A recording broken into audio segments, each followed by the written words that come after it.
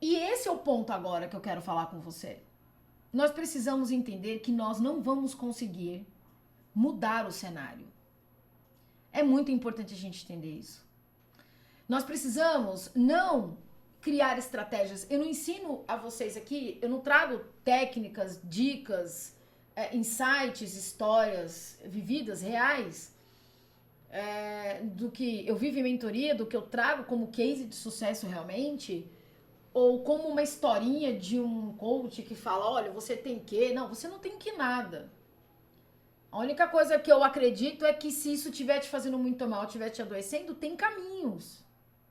E mais do que isso, nós precisamos entender que nós precisamos nos preparar. Você pode hoje não estar sob um cenário desse que eu estou trazendo aqui. Mas fatalmente, amanhã isso pode acontecer. Mais uma vez, as pessoas mudam. E mudam conforme os cenários, conforme a vida dela, conforme os interesses dela. Eu sempre tô falando isso aqui. Tem gente que é super seu amigo só por um período pra ver. Eu vejo mentorados falar assim pra mim, indignados. Mas Patrícia, a pessoa não devia fazer isso comigo. Vocês têm que ver. Fica assim, ferve assim. A pessoa até muda. Tá, ela não deveria fazer isso com você, mas ela tá fazendo. Por quê? Porque mudou o cenário. Então, nós deixarmos de ser interessantes, ser desprezados por alguém, não é uma coisa realmente agradável. Visionários, a gente tá muito no automático. Nós estamos muito no automático. E isso é um perigo danado. Porque imagina você estando no automático e alienado. O que significa isso, Patrícia? Sabe quando a gente está alienado às coisas que estão acontecendo? Quando você não tem uma visão clara das coisas? Quando você não tem clareza do que você quer, do que você é, do ambiente que você está e do que está acontecendo, é como se você tivesse alienado aquilo, a razão. Então tem coisa que a gente vive porque a gente está muito fora da nossa razão e nós estamos o quê? Alienados. Numa ilusão, numa capa, em algo que a gente acha que, sei lá, a gente criou aquela caixinha, a gente montou ela, entrou e ali ficou. Que é a maneira que talvez a gente tenha de entender que tá, que eu tô reservado.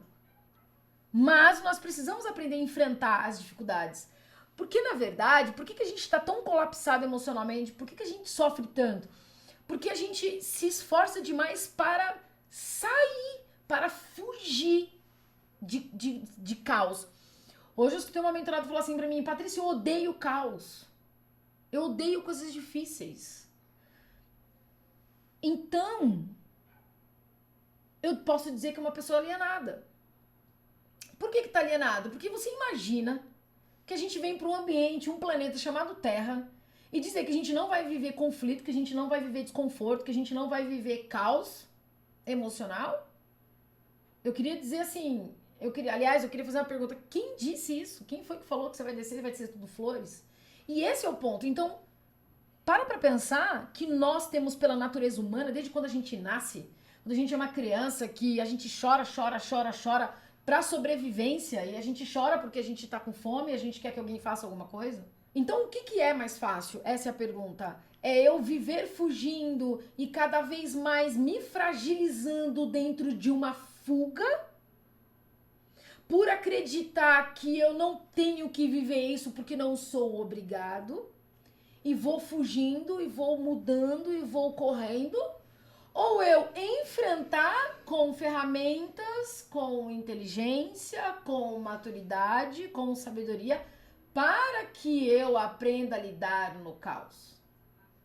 Em ambientes conflitantes com pessoas realmente difíceis, como a gente pode começar a enfrentar situações difíceis? Quando você tá na dor, quando você tá muito magoado, muito pé da vida com uma situação, a gente tende a achar que a gente não consegue vencer, porque a gente tá muito ligado na dor. Se a gente ficar em um ambiente onde a gente não consiga ver nada de bom, onde a gente não consiga entender que do caos a gente consiga tirar benefícios, tirar coisas boas dessa movimentação, a gente vai ficar a vida inteira fugindo e não vai ter sucesso em cima daquilo que a gente quer. Então, você tá percebendo? Eu não tô dizendo que você tem que enfrentar, que você tem que ser forte. Não, muito pelo contrário. Nós somos fortes e frágeis. Nós temos as duas emoções latentes, fortes dentro de nós. Agora, eu posso muito bem fugir por me sentir fraca, me vitimizar diante de uma situação ou diante de uma pessoa e não aprender nada com isso, ou seja, cada vez mais eu reforçar como crença que sou fraca diante de determinados eventos. Ou eu posso entender que sou frágil, mas que tenho mecanismos que podem me trazer força de superar aquilo quando eu olhar para dentro. Existem 3 etapas, assim, pra gente começar a vencer comportamentalmente no dia a dia essas questões, porque não basta você saber que existem algumas dicas e algumas técnicas se você não se dá o direito da dúvida de vencê-las. Então, uma das primeiras etapas pra gente incansavelmente vencer qualquer coisa, inicialmente qualquer coisa, é o autoconhecimento. A palavra, ela tá banalizada, ela pode estar banalizada, ela pode. Só que, se ela tivesse banalizada no nível que fizesse as pessoas se transformarem, nossa, seria lindo. O problema é que tem muita gente falando da palavra, mas não entende a palavra na prática. O autoconhecimento, ele rasga com a gente. Você sabia disso? Alguém já te disse isso?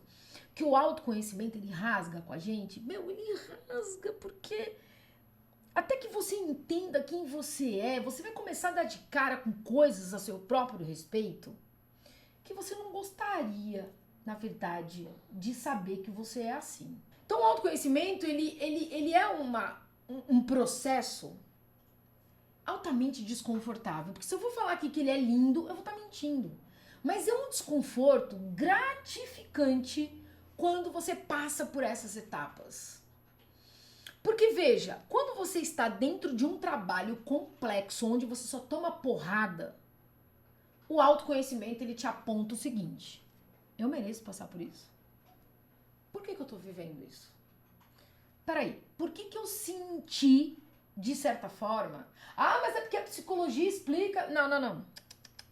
Vamos trazer pra nossa realidade de chão mesmo. Aqui, ó, eu tô vivendo. Aqui não tem psicólogo que vai me explicar o raio do motivo que eu tô vivendo esse inferno com essa pessoa. Peraí. Eu preciso entender agora, nesse momento. Então, você se coloca numa terceira pessoa. Isso é uma técnica que eu uso, que funciona muito. Coloca lá o João. Você, João, coloca-se como uma terceira pessoa e fala: João, você merece passar por isso? João, por que tá doendo essa atitude dessa pessoa? O que ela representa pra você? É a conversa. Autoconhecimento é tudo. Porque se nós não entendermos isso, o que vai acontecer? O que nós vamos passar para outras pessoas, mesmo que a gente não queira? Que nós somos a vítima. Que nós somos dodói. Ai, tá aí chorando porque desprezaram. Ah, tá aí, ninguém, mimimi. Sabe? É assim que as outras pessoas vão te ver. Porque você tá passando uma fragilidade no alto, né? Por uma questão de confiança. E a pessoa tá lá ainda tirando sarro de você, que vai te deixar ainda muito pior, né? Pra variar. Então, assim, primeiro passo: autoconhecimento e questione-se. Pergunta: você merece isso? Por que você está vivendo esse cenário? O que representa pra você viver isso? Isso é muito importante da gente entender.